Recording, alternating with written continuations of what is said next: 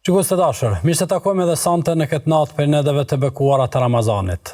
Pas edhe një ditë agjerim dhe adhurime, ku tjetër pos pranë ekranave të PIS TV-s, ku çdo natë jashtojmë hieshin ditëve të bukura dhe netëve me adhurime, me trajtimin e temave të rëndësishme, përmes së cilave synojmë ngritjen tonë intelektuale dhe imanore. Ta njohim Zotin, ta njohim rrugën e cila na çon tek Zoti, të njohim punë dhe veprat me cilat Zoti jon është i kënaqur me to. E sonte do ta trajtojmë një temë mjaft të rëndësishme, me një mysafir të veçantë, se për çfarë teme bëhet fjalë do të shohim pasi të dëshirojmë se ardhe, hoxhës së nderuar Enes Rama. Hoxh, mirë se erdhe. Mirë se gjej, faleminderit shumë. Mersi që jemi së bashku, lutë Allahun xhallahu xhanu t'ju shpërblej. Amin, edhe ju, faleminderit shumë, Zoti ju dhash sukses e bereqet. E faleminderit për edhe ftesën dhe mundësinë edhe për angazhimin e vazhdueshëm që të begatohet ekrani i shikuesve me emisione të dobishme dhe të freskshme, inshallah. Allah shpërbleft edhe juve. Hoxh, njerëzit pavarësisht dallimeve të cilat i kanë dhe pavarësisht qoftë ajo nga përjardha, qoftë ajo nga përgatitja e tyre, po themi intelektuale, shkollore, madje edhe materiale, është një emërues i përbashkët. Dëshira e tyre për ta shfrytzuar jetën dhe për të dalë sa më mirë në fundin e rrugtimit të tyre, gjatë rrugtimit, po edhe në fundin e rrugtimit të tyre. Njerëzit e kanë definuar jetën me definicione të ndryshme dhe janë munduar që ta gjejnë, po themi, atë kuptimin real të jetës së tyre, por jo gjithherë kanë arrit në përfundimet e duhura. Cili është koncepti i Islamit për jetën dhe kuptimin e saj? Falënderit Allahun, e falenderojmë për mirësitë begati që na ka dhënë, edhe për jetën që Allah na ka dhënë. Nëse Allahu xhallahu xhallahu që të na jap një jetë të freskshme, dobishme, produktive dhe faqebardhë në dunjë dhe ditën e takimit me të, sikur që e përmendë i nderuar Hoxh, koncepti i jetës është një koncept që realisht është diskutuar, vazhdon diskutohet në vazhdimsi në çarqet e ndryshme filozofike, intelektuale, sociale e kështu me radhë. Normal, nga njëre disa definime mund të përkufizohen me fjalë, nga njëre disa definime përkufizohen edhe mbi bazën e funksionimit që e kanë nocionin që ti don me e përkufizu. Shkencëtarët janë mundu, po flas shkencëtar, domthonë mendimtar, filozofë e kështu me radhë, me e definu jetën edhe mbi bazën e motivit, arsyeshmërisë të jetuarit, për çka ja vlen me jetu njëri, çka e bën jetën interesante. A është jeta një rutinë e zakonshme që na shëtit në vepra të caktuara të përditshme, apo ekziston përtej kësaj apo pas saj një motiv që na shtyn drejt veprimeve të ndryshme në jetën tonë, i jep një lloj arsyeshmërie. Normal, nga filozofitë më të shquara, më të njohura sot që dominojnë në botën perëndimore, është ajo, domethënë, që thotë se jeta është thjesht një kënaqësi, ku më saj dihet qëndrimi i filozofëve si kurse Freudi e kështu me radhë, që përmendin se thjesht është veç kënaqur. Do të çka do që ty të kënaq, çajo është jeta, realisht. Ka ndonjë kufizim? Absolutisht. Shfrenim total, domethënë, e ndërtuar me bazën e psharake dhe një kënaqësi që përkufizohet varësisht nga shijet e çdo njeriu. Dhe padyshim që kjo është një huqje e madhe, e rrezikshme, dhe sot njerëzimi pikërisht po e vuan sot çmimin e kësaj filozofie me një jetë të rënduar. Ka të tillë që kanë përkufizuar realisht motivin e jetës dhe jetën përgjithsisht në mbi bazën e forcës. Jeta është thjesht i fortë. Sa më i fortë je, më i përmbushur je. Më tepër e shëzon jetën e filozofitë të ndryshme që mos futemi tash në këto tema. Allahu te bareku te ala është krijuesi i jetës, ai është dhuruesi i jetës. Dhe ai din më së miri çka është jeta dhe për çka na duhet jeta. Nuk dua që të lëshojmë në ndonjë përkufizim islam, për shkak se mund të gaboj mes asaj që dietarë në forma të ndryshme kanë përkufizuar, mirëpo dua që të përmbledhë disa njësi të shkapërderdhura aty këtu e ti fos brenda një një definimi të lirë, jo ndoshta me një referencë të caktuar që dikush e ka thonë çështo. Ne si musliman çështë konceptojmë jetën. Ne si musliman e konceptojmë jetën si dhuratë nga Allahu te barekuhu te ala. Jemi të krijuar dhe ka krijues. Momentin kur kjo është e qartë, atëherë kuptohet se jeta realisht është një dhuratë nga krijuesi. Do të thonë, nuk e ke në pronësi, por e ke në shfrytëzim. Dhe shumë dallon me e kuptu jetën si shfrytëzim, që pas të cilit është përgjegjësia, dhe me e kuptu jetën si pronësi që bën me të çka don. Andaj për shembull në Islam ka kufizime, të ata tjerë nuk ka kufizime, përveç juridike ligjore, për shkak se e cënon jetën e dikujt tjetër. Pastaj vetvrasja, për shembull, është në Islam rrepsisht ndaluar, për shkak se nuk është jeta jote, është e Zotit, aja merr kur don, po jo ti çysh don. Andaj edhe vetvrasja është nga, veprat më të shëmtuara dhe më të ndaluara në Islam. Të tjerët është nganjëherë rrugdalje, nganjëherë është qef. Të disa është edhe tash janë bërë institutet veçanta o... Po, ato që realisht japin fund mundimeve të smundjeve, po për shembull ti e din hoqëndëruar që ka rryma të ndryshme sataniste, ku për shembull me i dhon fundis është një ritual adhurimi, një sakrificë për Zotin tënë. Përmena, deri në këtë nivel, keq përdoret jeta edhe keq kuptohet jeta. Andaj ne kuptojmë jetën si dhuratë nga Allahu, ka krijues, dhe ky krijues, ashtu si kur është kujdesur për ekzistimin ton, është kujdesur edhe për përmbushjen e jetës tonë. Kështu që Allahu te baraka ve taala e thot në Kur'an, në vende ndryshme, për shembull, alladhi khalaqa al-mauta wal-hayata liyabluwakum ayyukum ahsanu amala. Ai është që e ka krijuar edhe vdekjen, edhe jetën, për t'ju vënë sprovjuve cili jeni më vepërmir. Do të thonë, jeta merr kuptim në bazë të veprave të mira, në bazë të kontributit, në bazë të produktivitetit, jo në bazë të shfrytëzimit personal dhe kënaqësisë individuale të momenteve të caktuara. Pastaj Allahu xhalla xhelaluhu përmend në Kur'an thotë alladhi a'ata kulla shay'in khalqahu thumma hada. Ai është që çdo krijesë ka një formë në vet dhe ja ka udhëzimin, domthonë udhëzimin që i përshtatet formës së vet dhe llojit të krijesës që e ka krijuar Allahu te baraka ve taala. Prandaj nuk është manuali jetësor i njerëzit i njëjtë si manuali jetësor i kafshës, njëjtë sikurse i bimës, njëjtë sikurse i ndonjë krijese tjetër. Njeriu ka një manual më të veçantë që i përshtatet edhe nivelit të përgjegjësisë, po edhe nivelit të privilegje që Allahu xhallahu ala ka krijuar njeriu. Pastaj jeta për neve është, domethënë, një ndërtim raportesh, duke filluar me Allahun xhallahu ala, pastaj edhe me të tjerët. Sikurse Allah thotë në Kur'an, "Wa ma khalaqtul jinna wal insa illa liya'budun." Gjenët, krijesa tjera, po njerëzit, nuk i kam krijuar për tjetër pas që të më adhurojnë. Do thotë, ajo që e arsyeton ekzistimin ton dhe i jep kuptim ekzistimin ton është realisht kush?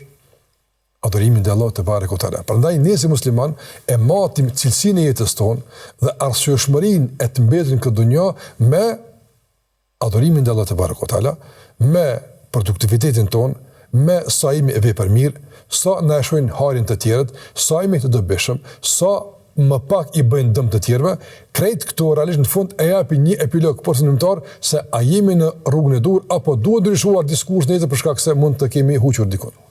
Po që përmene disa herë që është të mirën edhe të keqen, domethënë atë që jemi të obliguar të bëjmë mirë dhe kjo jep kuptim pastaj edhe jetës, përveç adhurimeve të cilat janë, po themi, të veçanta dhe specifike, tek e mira dhe keqja, tek e fundit të gjithë njerëzit thonë që po bëjnë mirë. Edhe ata të cilët ja kanë huq, ndoshta në përzgjedhje dhe në përcaktim, edhe të tjerët të cilët të punë dhe veprat mira i bëjnë të argumentuara. Cili është kriteri i vlerësimit të një pune se është e mirë ose e keqe, që ta kuptojmë pastaj se ndoshta dikush po menon që po bën mirë, por realisht ai nuk është të bën mirë. Fillimisht njerëzit në raport me vlerat e caktuara, ndryshme, diskutojnë ndër asaj se a ka standarde apo nuk ka standarde. Dhe ajo që është sfiduese për ateizmin sot është pikërisht edhe kjo temë.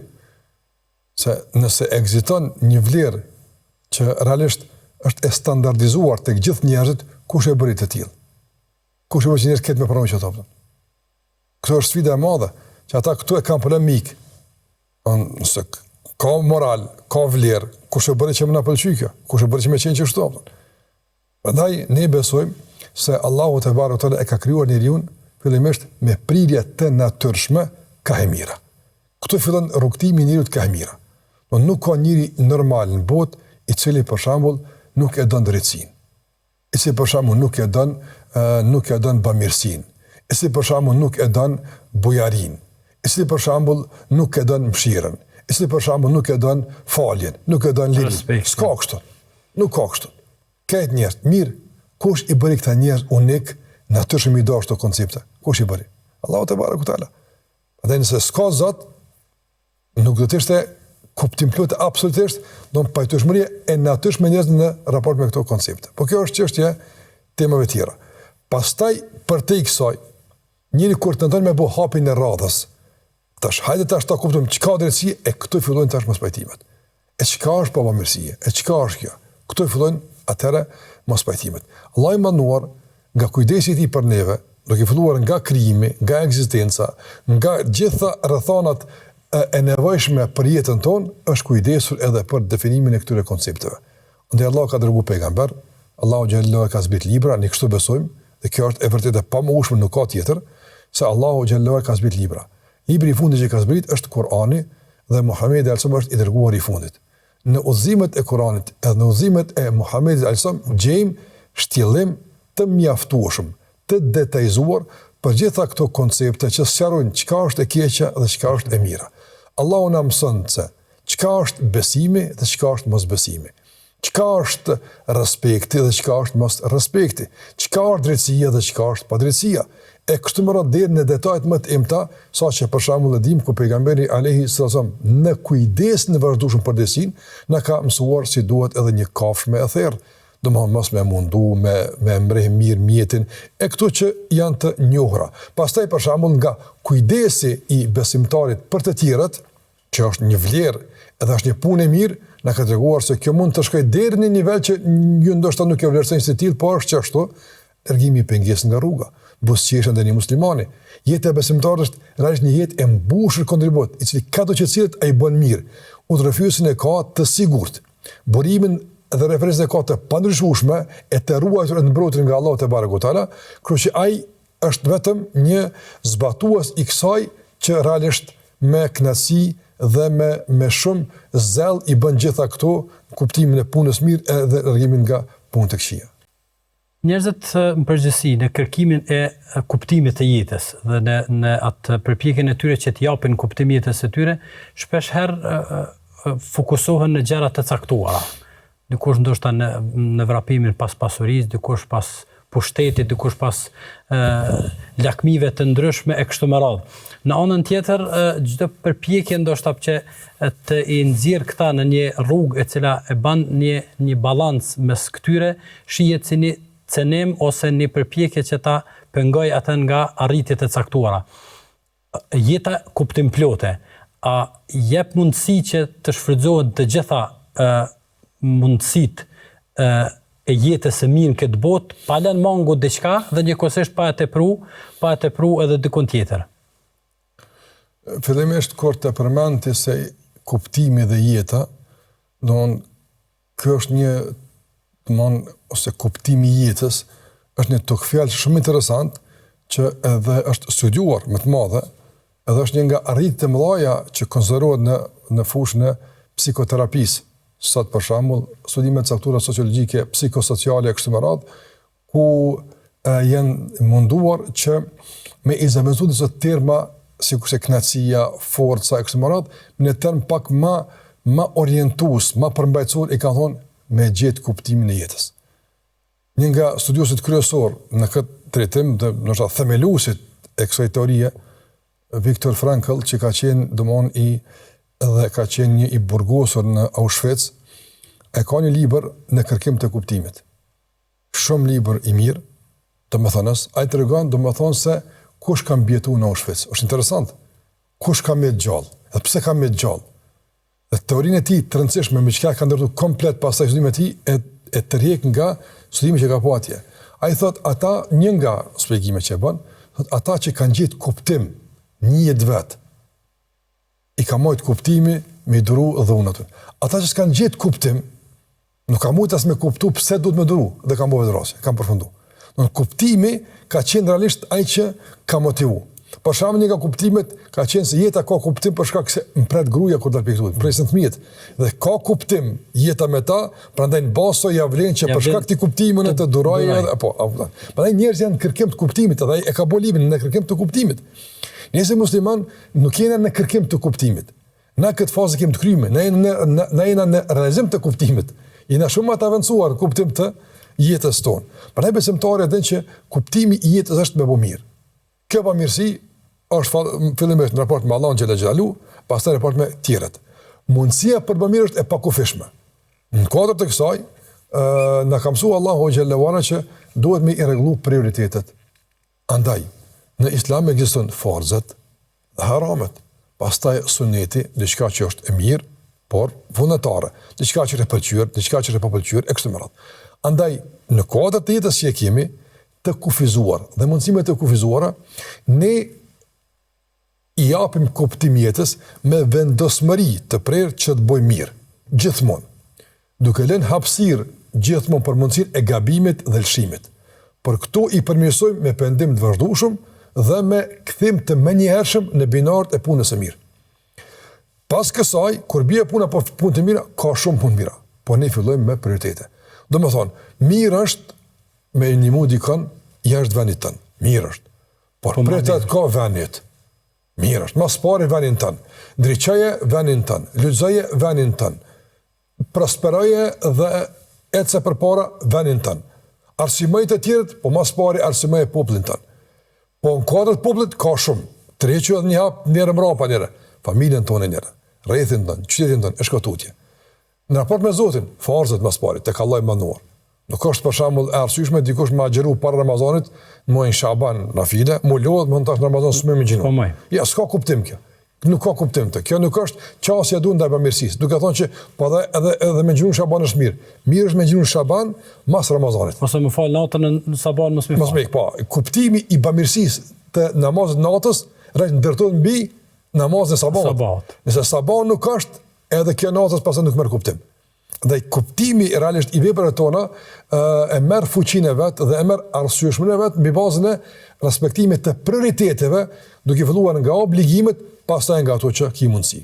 Edhe tek obligimet nganjëherë mund të ketë ndërhyrje, dy obligime të ri mes veti, shikojmë ato që është obligim në raport me neve, apo obligim që është i kohës, apo obligim për shkak të rrethanave, dhe aty apo të përplasin ndaj një obligimi që mund të jetë për shkak të një rrethane tjetër. Kur gjitha këto janë të rregulluara shumë bukur me rregulla shumë precize, shumë të sakta në Islam, edhe besimtar asnjë nuk është konfuz, asnjë nuk është i luhatur, asnjë nuk është i hutuar, sa thua vallë çfarë të bëj, unë po du më bëj mirë, por nuk po di ç'më bëj mirë. Jo, e din shumë mirë. E din nëse konsultohesh me referencën, nëse pyet ata që e din, tregojnë saktësisht për ty çka është mirë dhe për ty çu do të më bëvë. Dhe për këtë pejgamberi më shpesh ka shumë sahabe që janë nisur në punë mirë, i ka kthyer nga punë mirë në punë tjetër që është më e mirë apo. Edhe e duhura. E din për shembull rastin shkurtimisht një djalëri që ka pas prindë vet të vjetër, të moshuar kanë pasur për kujdesin e tij, dhe ai është regjistruar para më është realizuar në luftë me pejgamberin sa. Nuk ka punë vogël të më marr pjesë në betejë me pejgamberin, me mbrojtje pejgamberin sa, edhe me luftuar miqtë e Zotit të pejgamberit sa me kështu më radh.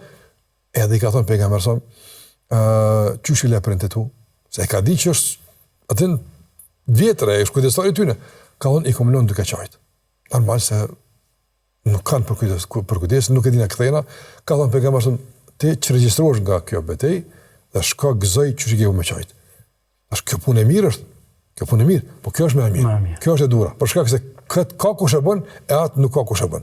Dhe kjo renditje në Islam është e mrekullueshme, që realisht krahas jep kuptim veprimit edhe normalisht e menaxhon në mënyrë të mrekullueshme veprimin që me të vërtetë gjithçka të merr formën edhe të merr kuptimin e duhur.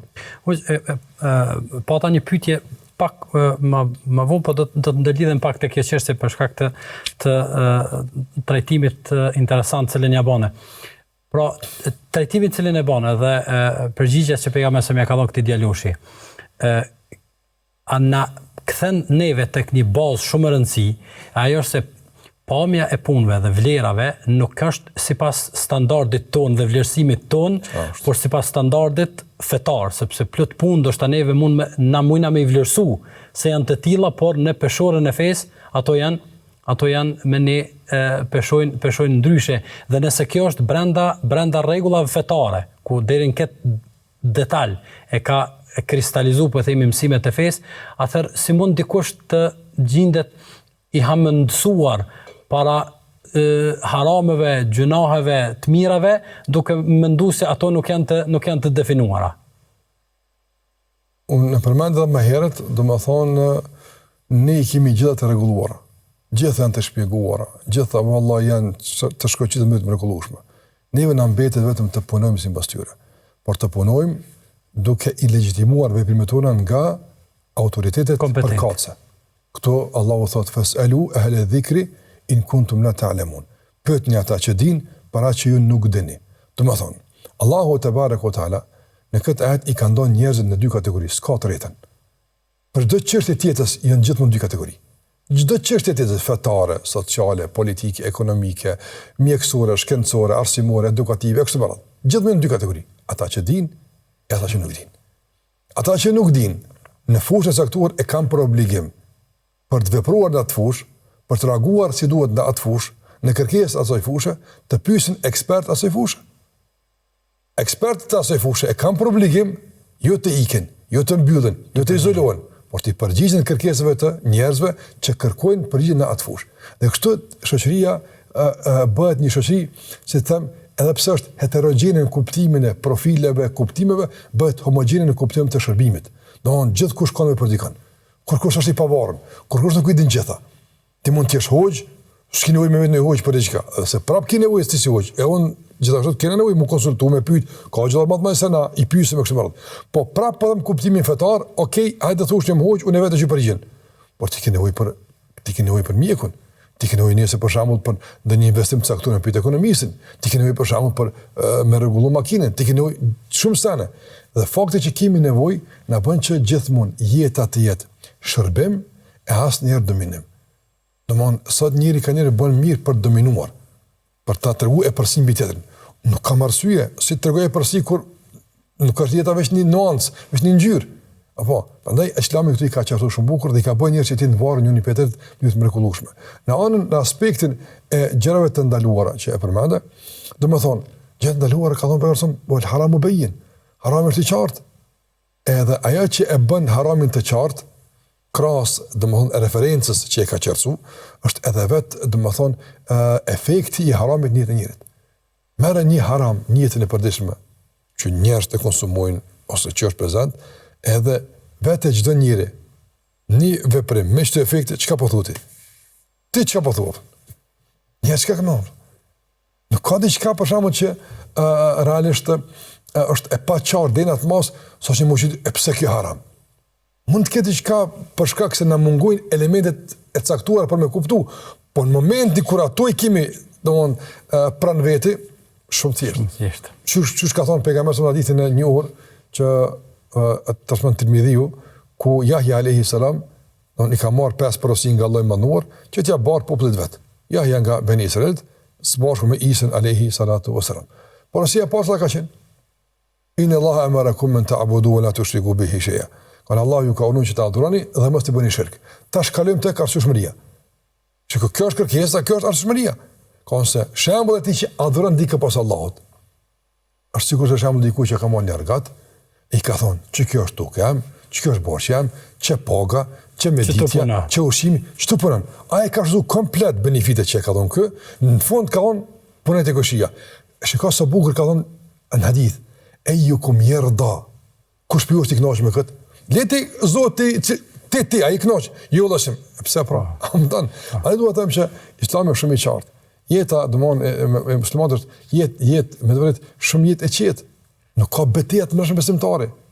A mirë, nuk ka mirë, a duhet, çysh më dalë, ja. Veç pasa edhe do të jesh me vërtet në qartësi edhe në qetësi e lumturi.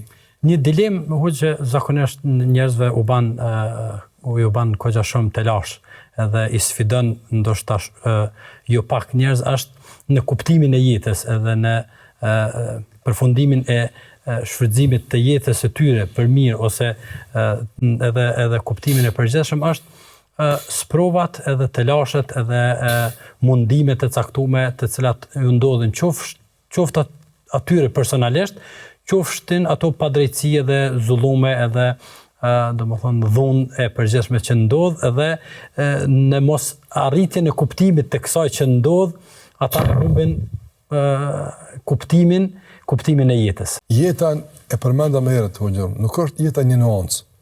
Jeta nuk është një trajt. Është shumë nuanca, shumë gjyra, shumë trajta. Është shumë zinxhir, shumë hallka, dua të them që e bën një zinxhir. Nëse dikun shkputet një hallk, apo komunikimi i hallkës para dhe asaj pas mund të jetë i vështirë për shkak se mungon një hallk këto. Edhe njerëzit për shembull, në kuadër të hallkave të jetës ka begati, ka sprova, ka gjithçka që e përbën një zinxhir të jetës. Me një kur ti nga ky zinxhir që jap kuptim jetës, apo sikurse zinxhiri i qaforës, apo që rresht duket i bukur. Nëse ja kpu dy hallka s'rrenaj më. S'duket i bukur apo. Prandaj duhet me kuptu cila hallk po i mungon njerëzve në kuptimin e sprovës. Cila është e hallk? Ajo është hallka e besimit në jetën.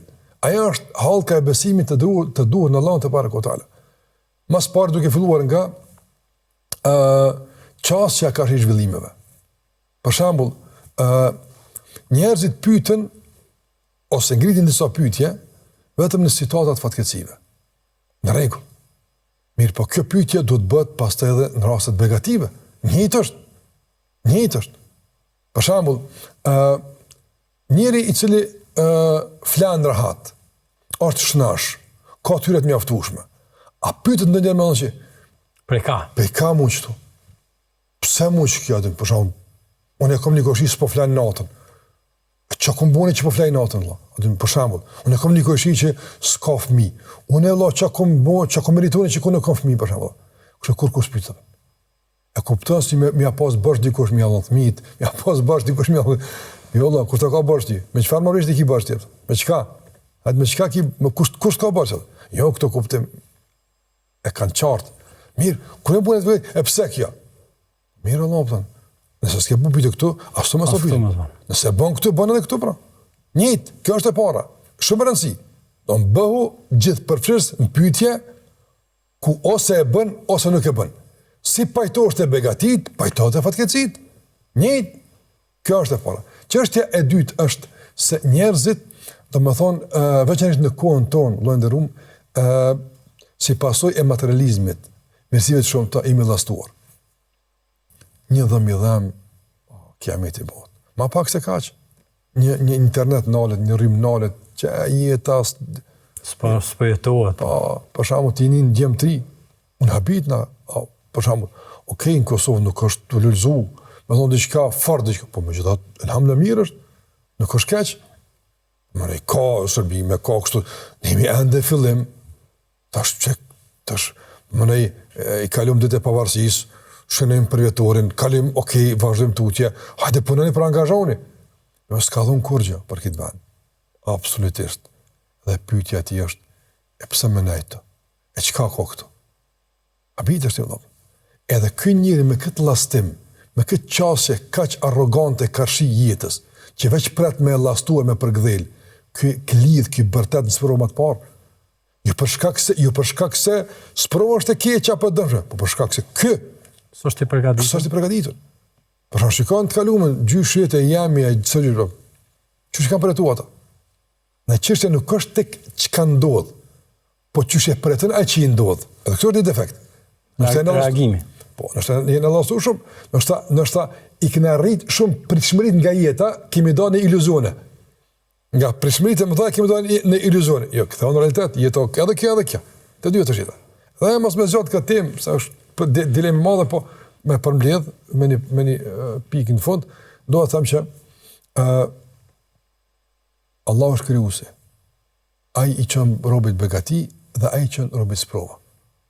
Sprovat kanë mirësi të shumta, kanë urtësi të shumta. Kjo është temë vetë pse ndodhin çka ndodh. Nisa në kuptoj. Allahu po thot.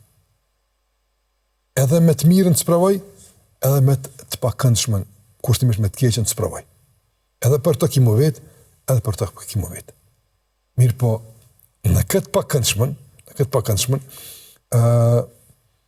ti për ulesh, e kupton kush je, e thënë mendimallësinë, vetë pëlqimin, rritet nevoja për njerëzit dhe bashkëpunimi, sot mira ndodhin, në fund Allah unë të shpërblej. Unë shpërblej, për sabrin që kjef.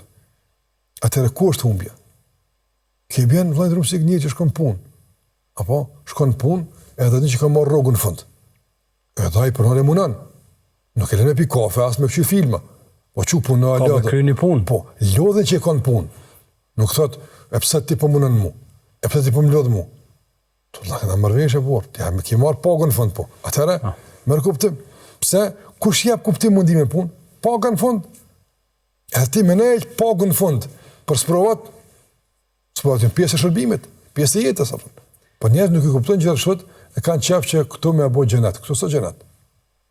Këtu është dunja që ka sprovë. Pikërisht ndoshta me këtë për shkak se minutat pothuajse i kemi në përfundim. Po, ama po hap tema. Allah i shpërblet, tema thella, tema rëndësi për ta dhe është pa na marrin kohë. Në fund të rrugtimit, cila llogaritet një jetë e cila ka pas kuptim, për cilën ja ka vlejt dhe për cilën njeriu do të shpërblehet. Jetë edhe si një lloj përmbyllje mesazhi. Unë nuk po du me zgjat, me që ato të tjerat pak na morën gat, unë po du shumë shkurt me përgjigje. Jeta ka kuptim, edhe ecuria e jetës, edhe zhvillimi i jetës, edhe rrjedhat e jetës, edhe fundi i jetës. I suksesshëm, po i cili në fund e ka vulën ja ayyuha nafsul mutmainna irji'i ila rabbiki radiyatan mardiyya. Fadkhuli fi jannati wadkhuli fi ibadi wadkhuli jannati. Çka është? O ti shpirti qetë, këthau të Zoti që është i kënaqur me ty dhe të i kënaqur me ta. Çka vulën na duhet? Çka është jeta afton? Shpirti i qetë, shiko, i patrazuar. Ka jetuar i qetë me Zotin e vet, kanë tentuar stuhit jetës me të razu, por muri i jashtëm ka qenë i fuqishëm, nuk e ka trazuar. Aja muri stuhit duhet të them e trazojnë dorën, synin e mushin plohën, kanë rrjedh lot se plohën e jetës e ka lotu. Mundet vesh ka pak me i pengu, i tjashtëm. Por zemra e fortifuar në besim e ka përgjigjen është që gjithmonë me Zotin xhallahu ala. Qysh ka jetuar që ashtu dhe ka me vdek. Prandaj o ti shpirti i qetë, ktheu tek Zoti. Ai kënaq me ti, ti kënaq me të. Futu tek ata që është Allah kënaq me ta dhe futun xhenetin e tij, vulën kush e ka këtë në fundit të zi, mendoj që ky realisht e ka përmbush jetën, e ka kuptuar jetën dhe e ka ashtu që duhet. Allah na mësoft me përjetoni për jetim të tillë. Amin, gëzoft. Allah shpërblet të qofshin edhe këtu në shërbim të vëdësimit ton dhe ngritjes imanore, largimit të atyne pluhurit të gafletit, ndoshta për të synu këtë sukses. Amin, amin. Qoftë Allah kënaqur me neve, për çimet na fal Allahu xhallahu ala, nëse më largu për neve dënimin e hidhrimin e tij. Amin. Allah shpërblet. Gusto dashur, kemi një jetë të vetme, jetë e cila po jetua në bazë të mësimeve të Zotit, ajo ka kuptim. Në të kundërtën, do të gjurmojmë e do të hulumtojmë, e në fund do të dalim të dështuar.